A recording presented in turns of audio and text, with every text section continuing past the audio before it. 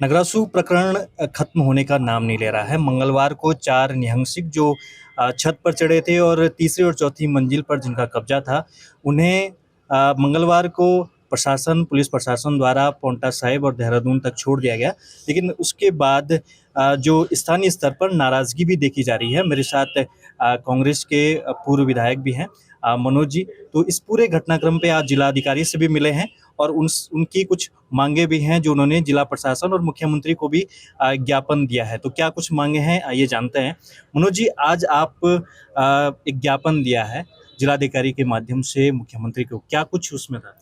देखिए, ज्ञापन में तो यही था कि कर्णप्रयाग में जो मुकदमा स्थानीय युवकों ने लिखाया है, उसको जो आईजी गढ़वाल ने ट्रांसफ़र हरिद्वार कर दिया है, उसका कोई औचित्य नहीं है। उसकी जो विवेचना है, वो चमोली पुलिस को ही करनी चाहिए। और ये हमारा साफ-साफ आरोप है, कुछ लोगों को तुष्टीकरण की नीति, जो एक बहुत प्रिय शब्द भारतीय जनता पार्टी प्रयोग करती है, तुष्टीकरण की नीति। तुष्टीकरण की नीति के चलते स्थानीय युवाओं का मनोबल गिराने के लिए, उनको प्रताड़ित करने के लिए ये मुकदमा जो हरिद्वार ट्रांसफ़र किया गया है, इसको वापस चमोली पुलिस को इसकी विवेचना दी जाए। पहली मांग ये है।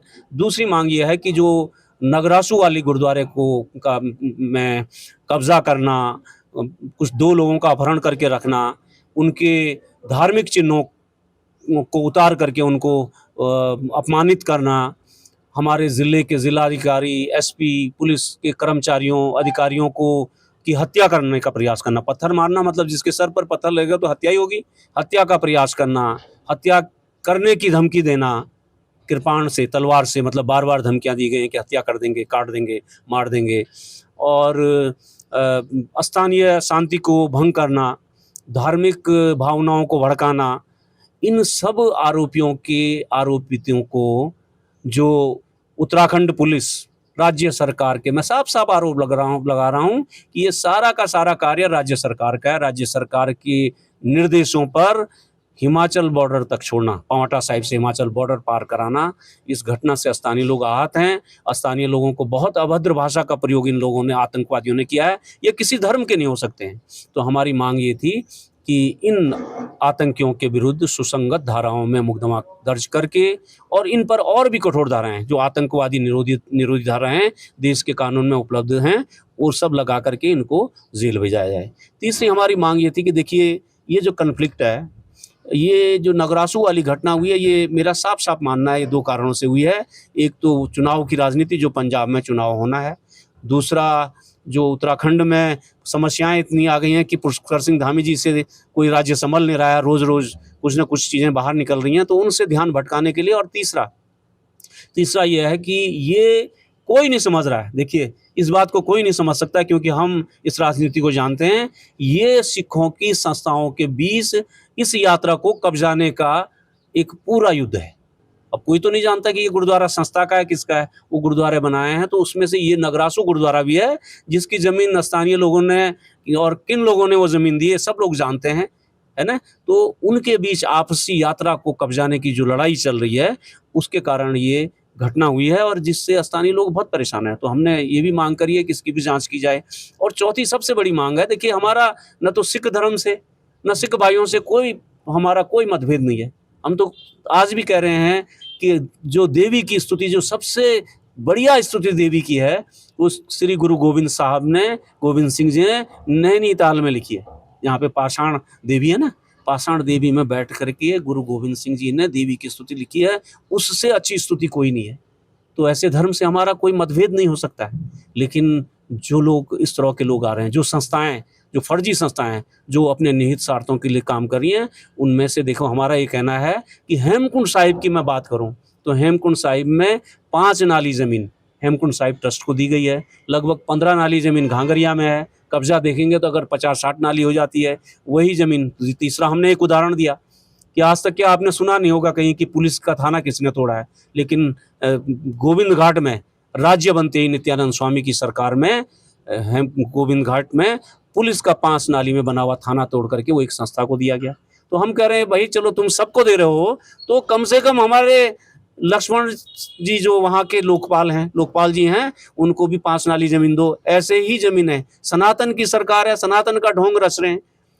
तो हम ये कह रहे हैं कि ऐसी ज़मीन रुद्रनाथ में कुछ कोई जमीन नहीं है मंदिर के अलावा, हमारे मधमेश्वर जी में कोई जमीन नहीं है, हमारे काली शिला में कोई जमीन नहीं है। दर्जनों मंदिर ऐसे हैं हमारे जो ऊंचाई पर हैं जिनके पास अपने नाम पर कोई जमीन नहीं है। तो सनातन का दंभ भरने वाली सरकार को इन सब जगहों पे हमारे देवी के स्थानों पर जमीन देनी चाहिए, ताकि हमारे जो हिंदू धर्म के सनातनी श्रद्धालु आ रहे हैं उनको सुविधाएं हो, वो सुचारू रूप से और अच्छे ढंग से यात्राएं कर सकें। और साथ भी मेरी नसीहत है इनको, क्षेत्रीय दलों की बात करने वाली जो पहाड़ी जाग पहाड़ी पहाड़ी हल्ला बोल करते हैं, इस हल्ला बोल से कुछ नहीं होगा। उनको ये मांग रखनी चाहिए। देखिए, जब मैं देखता हूं कि जब हम ये जमीन से संबंधी बड़ी मांग करते हैं, चाहे हम जॉर्ज एवरेस्ट की मांग करते हैं, जहां की मांग करते हैं, ये गायब मिलते हैं। तो हमारा इनसे इस समय मौका है इस आंदोलन को हिंसक और दो गुटों का आंदोलन बनाने के बजाय और खाली पहाड़ियों की अस्मिता का नारा, थोथा नारा बजाने के बजाय उनको, देखिए मैं तो इस मांग को रिटर्न में है, विधायक बनने से पहले भी और विधानसभा में भी दर्जनों बार बोल चुका हूं।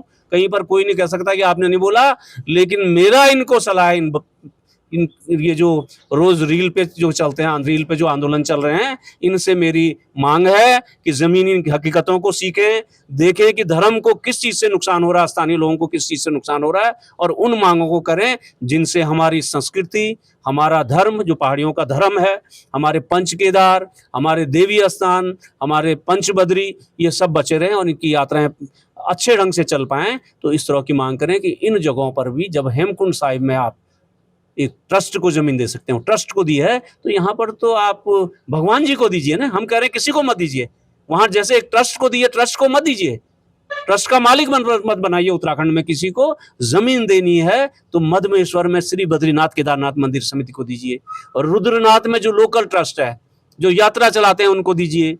आप काली शिला में देखिए, काली शिला में मैं आपको बता रहा हूं इन्हीं सरकारों के समय में काली शिला में एक बाबा जी रहते थे, बरखागिरी जी, उनको जेल भेजा गया है। आज तक के हमारे दिल पर यह बात चुभती है। आप काली शिला जाएंगे, आज बैठने के लिए कोई स्थान नहीं।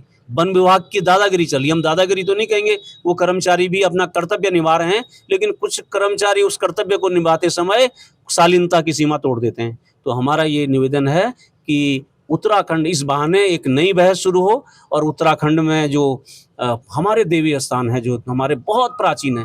अब लक्ष्मण जी को देखेंगे तो लक्ष्मण जी का मंदिर अगर आप देखेंगे तो सूरज की पहली किरण किसी भी मौसम में सूरज कहीं से उगे, पहली किरण लक्ष्मण जी की आंखों पर पड़ती है, और जो लक्ष्मण जी की आंखों पर पड़ करके सोने जैसी उनकी आभा बनाती है, वो देखने लायक होती है। वहां से जो दृश्य है वो देखने लायक होता है। मैं तो कह रहा हूँ उस मंदिर को तो कभी कभी रुका देते, लेकिन वो लोकपाल है, बिना उसके काम ही नहीं चलता है। जब लक्ष्मण जी के साथ छेड़खानी करने की कोशिश करी, तो मैं ये अघोषित रूप से बोल रहा हूँ, कुछ न कुछ कष्ट हुआ, फिर पूजा भी होती है उसकी। तो ऐसा मेरा कहना है, मेरा मानना है कि स्थानीय चिन्हों के लिए हमारे युवा अगर संघर्ष करें तो स्थानीय अस्मिता के लिए करें। अगर आप ये वीडियो YouTube पर देख रहे हैं तो हमारे चैनल को सब्सक्राइब कर बेल आइकन दबाएं, और Facebook पर देख रहे हैं तो हमारे पेज को लाइक करें।